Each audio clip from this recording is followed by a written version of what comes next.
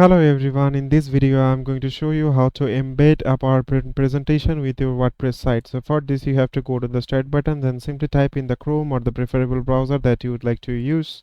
After that you have to simply type in www.wordpress.com in the search bar, then click on enter. After that it will simply take you to this dashboard, and from here you have to just simply click on the edit site. And from there it will simply take you to this page like this, and I have already opened up my site. Then what you need to do is simply click on the plus icon in the top navigation bar, the blue marked plus icon, and once you click on it, it will simply take you to the search option, and from here you have to simply type in for the file.